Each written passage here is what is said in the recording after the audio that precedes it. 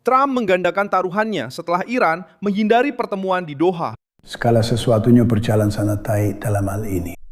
Tapi pertemuan di Doha mungkin akan sangat penting. Atau mungkin tidak, kita akan mengetahuinya. Tapi kita sedang menang secara militer. Saya akan bilang, ini hampir dimenangkan secara militer. Tapi kita sedang menang secara militer. Saya akan bilang ini hampir selesai secara militer. Teheran membantah bahwa mereka memiliki negosiasi apapun yang dijadwalkan dengan Amerika Serikat dalam beberapa hari ke depan. Bahkan setelah Washington mengumumkan bahwa Steve Witkoff dan Jared Kushner akan pergi ke Qatar untuk membahas nota kesepahaman tentang akhir perang. Gedung Putih menyebutnya sebagai pertemuan tingkat tinggi. Trump mengatakan bahwa dia sedang menang secara militer. Dan Teheran menanggapi dengan mengatakan bahwa delegasinya pergi ke Doha hanya untuk memantau rincian teknis. Disitulah ketegangan meningkat. Di situ pertemuan berubah menjadi ujian kekuatan. Israel mengamati semuanya dengan seksama sambil menghadapi tuduhan di Perserikatan Bangsa-Bangsa dan berusaha membuktikan bahwa mereka tidak terisolasi. Menghadapi tuduhan Perserikatan Bangsa-Bangsa. Aversa, ada satu dari Erbats Kasur, dan itu adalah asumsi yang akan kamu buat tentang perubahan di Hungaria juga di PBB. Liz belum. Belum, tapi kami tentu memperkirakan bahwa itu tidak akan sama. Orban adalah teman sejati Israel dan Amerika Serikat. Perang berhenti di atas kertas, tapi tekanan masih hidup di balik layar.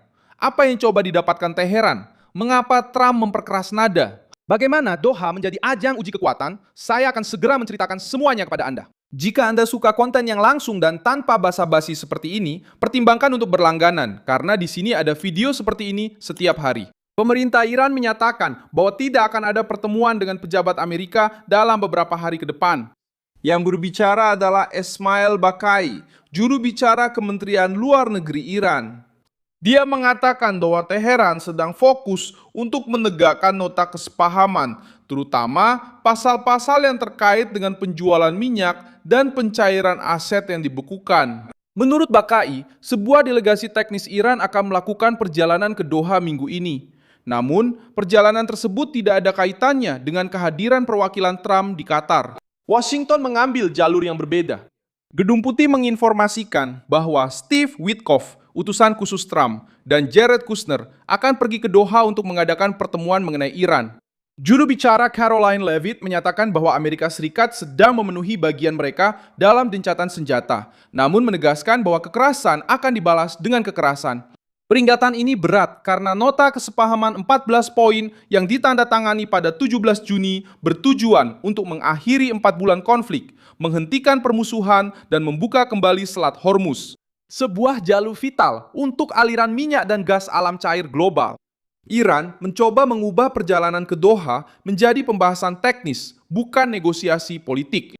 Bakai menyatakan bahwa pembicaraan untuk mencapai kesepakatan akhir belum dimulai, karena menurut versi Iran, bagian-bagian sebelumnya dari nota kesepahaman harus dipenuhi terlebih dahulu. Sudah jelas narasinya, benar begitu? Itu adalah narasi yang juru bicaramu umumkan dengan sangat cepat. Kami sama sekali tidak punya rencana untuk bertemu dengan orang Amerika di tingkat manapun dalam waktu dekat. Jadi kami bisa membatalkan hal itu. Sejak awal juga, Tuan Garibabadi sudah mengumumkan hal itu. Begitu juga saya kemarin. Apa yang juga akan terjadi besok di kota Doha? Apa yang banyak dikatakan Bolsonaro, bahwa kebijakan itu adalah pembicaraan di Doha. Itu memang pembicaraan, tapi cukup rinci tentang pelaksanaan efektif beberapa poin dalam nota kesepahaman, termasuk poin yang berkaitan dengan pembebasan aset Iran yang diblokir, yang akan dibahas dengan pihak-pihak dari Qatar.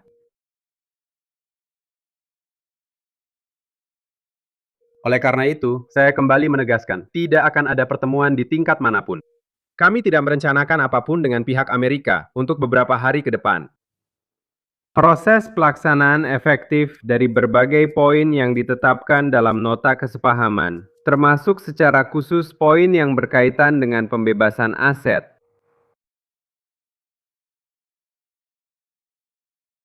Saat ini sedang berlangsung sepenuhnya sesuai dengan rencana. Terkait dengan poin ke-11, semua langkah yang diperlukan telah diambil dengan semestinya. Dan kami sangat berharap, insya Allah, Pekerjaan ini akan berjalan dengan baik dan mencapai hasil yang sangat kami harapkan. Pandangan di Washington berbeda. Jika Teheran meminta keringanan, minyak, uang yang dibekukan, dan stabilitas, maka Teheran harus hadir di meja perundingan, membuat komitmen, dan berhenti bertindak seolah-olah hanya bisa memilih manfaat dari kesepakatan. Trump memasuki situasi ini tanpa menurunkan nada bicaranya. Dia mengatakan bahwa Amerika Serikat sedang unggul secara militer dan menganggap pertemuan di Doha bisa penting atau tidak tergantung pada perilaku Iran. Jika Iran datang, mereka datang dalam tekanan. Jika tidak datang, itu menguatkan citra bahwa mereka menghindari pertemuan. Ketegangan ini juga berkaitan dengan minyak. Setelah kesepakatan yang mengurangi tekanan di Selat Hormuz dan membuka peluang pelonggaran pada produk energi dari Iran, Trump merayakan penurunan harga bensin di Amerika Serikat. Bagi dia, ini adalah poin politik baik secara internal maupun eksternal. Doha menjadi tempat di mana setiap pihak berusaha mengendalikan narasi. Qatar tampil sebagai panggung mediasi, tetapi pusat sebenarnya dari perselisihan ini ada antara Washington dan Teheran.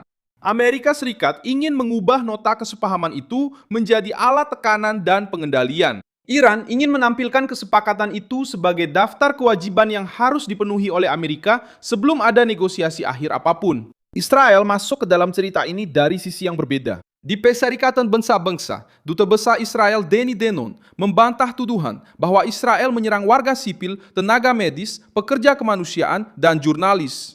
Dia mengatakan bahwa Israel tidak menargetkan warga sipil dan menuduh Perserikatan Bangsa-Bangsa beroperasi secara otomatis dengan sikap anti-Israel. Beberapa negara menuduh Israel sengaja membunuh warga sipil. Bahwa Israel secara sengaja menyerang tenaga medis, pekerja kemanusiaan, dan jurnalis. Berkali-kali saya datang ke sini dan mengatakan hal itu dengan jelas. Israel tidak menyerang warga sipil. Israel tidak menyerang jurnalis. Israel menyerang kelompok teroris. Tapi banyak dari kalian hari ini memilih untuk mengulangi tuduhan yang sama. Reaksi ini muncul dalam sebuah pertemuan tentang tepi barat setelah 5 negara Eropa memperingatkan perusahaan-perusahaan agar tidak menandatangani kontrak yang terkait dengan proyek E1 di sebelah timur Yerusalem. Danon berusaha memperjelas bahwa Israel tidak mau ditempatkan di kursi terdakwa, sementara mereka menghadapi kelompok teroris dan tekanan diplomatik pada saat yang sama. Pernyataannya sejalan dengan suasana krisis yang lebih luas. Israel melihat sebagian diplomasi internasional berusaha mengisolasi Yerusalem, sementara sekutunya mencoba menunjukkan bahwa pandangan tersebut tidak masuk akal. Danon sendiri menunjukkan adanya hubungan kuat dengan negara-negara Teluk dan menyebutkan perkembangan positif di Amerika Selatan, di mana gelombang politik baru telah mendekatkan pemerintah dengan Amerika Serikat dan Israel. Ini atau itu. Pasti ada kecenderungan positif. Semua orang membicarakan isolasi diplomatik, tapi juga ada, Anda tahu, hal-hal positif. Saya bisa memberitahu Anda bahwa hubungan dengan negara-negara Teluk sangat kuat. Lihat apa yang sedang terjadi di Amerika Selatan. Ada gelombang negara-negara yang menjadi teman Amerika Serikat dan Israel. Dan Anda tahu, itu adalah sesuatu yang luar biasa.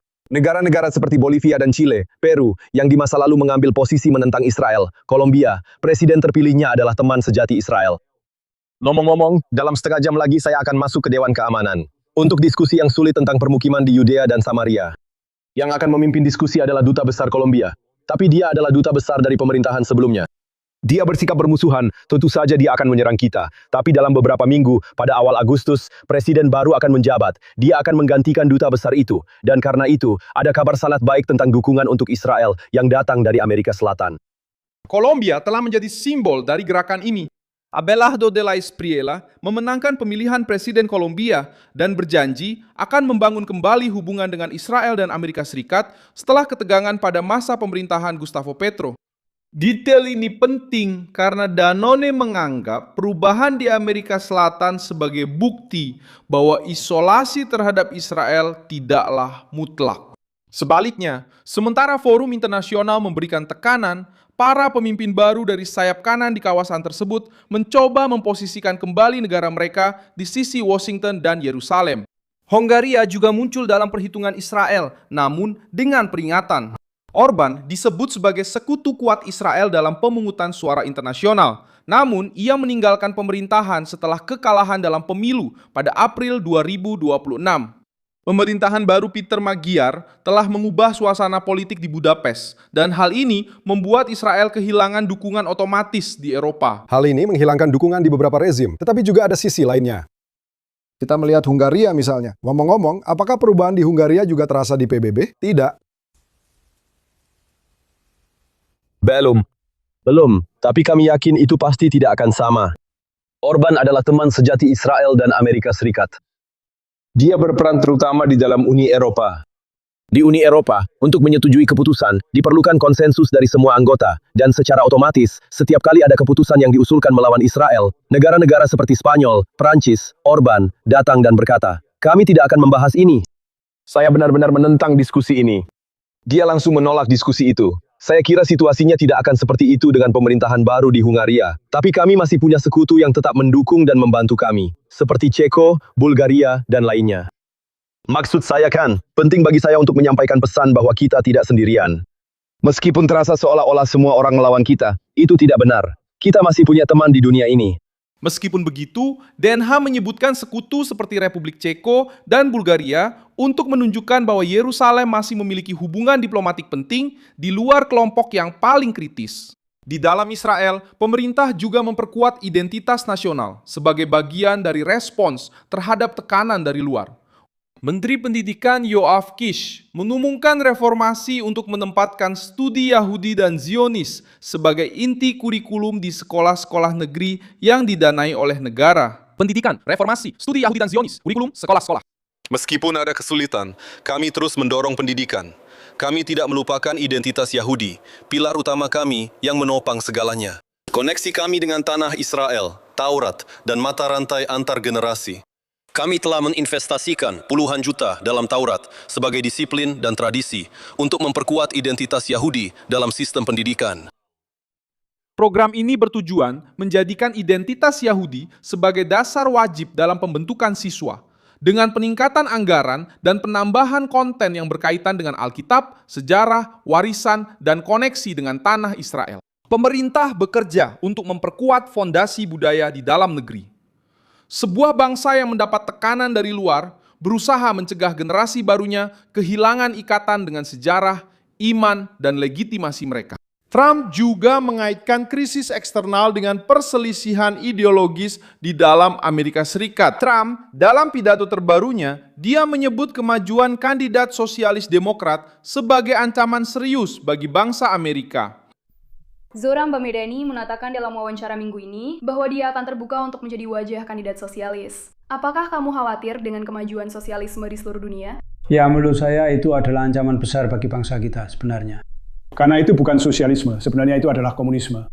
Mereka menggunakan kata sosial demokrat karena terdengar bagus, tapi sebenarnya yang mereka bicarakan adalah komunisme. Saya rasa itu adalah ancaman terbesar bagi bangsa kita yang pernah ada, mungkin sejak negara kita didirikan. Itu termasuk Perang Dunia Pertama, Perang Dunia Kedua, dan serangan 11 September. Itu termasuk serangan ke Pearl Harbor. Saya rasa ini adalah ancaman terbesar bagi negara kita. Orang-orang mungkin akan tersenyum saat saya mengatakan ini, tapi orang-orang yang cerdas akan berkata, tahu tidak, dia mungkin benar. Pada dasarnya itu adalah memperkenalkan komunisme ke Amerika Serikat. Tidak pernah ada sesuatu yang begitu berbahaya. Terima kasih. Pernyataan itu muncul dalam konteks pemilihan paruh waktu. Kelemahan terhadap Iran dan kemajuan sayap kiri radikal adalah bagian dari masalah yang sama. Ketika Trump mengatakan bahwa dia memerintah dengan akal sehat, dia mencoba membandingkan sikapnya dengan apa yang dia sebut sebagai kebingungan ideologis. Dalam kasus Iran, akal sehat berarti tidak memberi penghargaan kepada Teheran, sementara Teheran menolak negosiasi.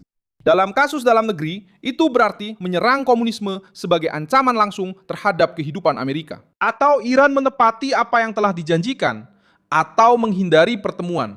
Akan berbicara lebih keras daripada pernyataan resmi apapun. Terima kasih banyak telah menonton video ini sampai akhir. Dukung proyek kami dan berkontribusilah secara finansial melalui kunci Pix yang muncul di layar Anda. Kami adalah saluran independen yang berfokus untuk terus memberi Anda informasi yang benar. Kontribusi Anda membantu kami untuk terus bertahan.